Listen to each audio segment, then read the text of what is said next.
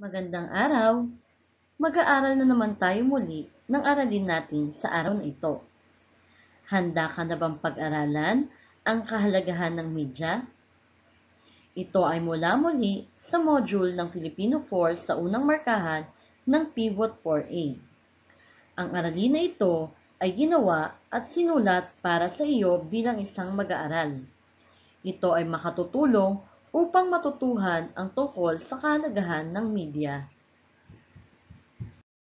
Ang broadcast media ay paghahatid ng impormasyon, audio o visual man, sa pamamagitan ng medyang pangmasa tulad ng radyo, telebisyon, at internet. Ibigay ang kahalagahan ng mga larawan na nasa itaas. Sa iyong palagay, bakit natin kailangan ng mga ito? Ipapaliwanag mo ang kahalagahan o bakit natin kailangan ang radyo, telebisyon, laptop o kaya cellphone na may internet, at dyaryo. Ipabasa sa iyong magulang, kapatid o sino mang nakatatandang kasama sa bahay ang balita. Sagutin ang mga sumusunod na tanong pagkatapos nito.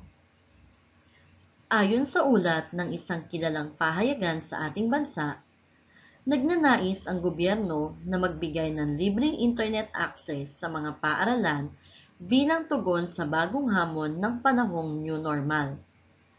Ang free internet connectivity ay isasagawa ng Department of Information and Communications Technology sa pakikipag-ugnayan sa kagawaran ng edukasyon.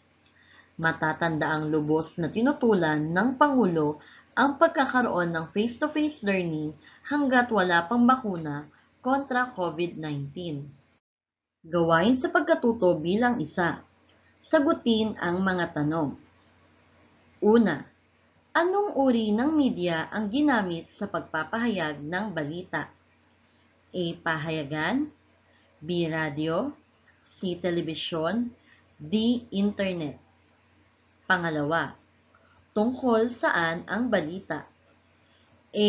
Libreng gamit sa paaralan, B. Libreng matrikula, C. Libreng internet access, D. Libreng computer. Pangatlo, anong ahensya ang magbibigay ng free internet connectivity? A. DOST, B. DTI, C. DAR, D. DICT. Pang-apat, anong uri ng pag-aaral ang hindi pinayagan ng Pangulong Duterte? A. Modular, B. Radio-based, C. Face-to-face, D. Wala dito. Panglima, ano ang tawag sa ating panahon ngayon? A. Look normal, B. Sleeping country, C. New normal. Bakit mahalaga ang media sa panahon natin ngayon? Kung ikaw ang tatanungin, pabor ka ba sa pagsasara ng ABS-CBN? Bakit? Isulat ang iyong sagot sa iyong sagutang papel. Tandaan, ang media ay mahalagang bahagi ng pamumuhay ng mga tao sa isang komunidad. Sinasabing ito ay makapangyarihang sandata sa ating komunidad. Malaki ang papel na ginagampanan nito sa pagpapalaganap ng impormasyon na kinakailangang maipaalam sa mga mamamayan. Gawain sa pagkatuto bilang 2. Gumawa ng isang talata kung paano mapapahalagahan ang isang hayop na malapit nang maubos ang lahi batay sa iyong napanood na balita.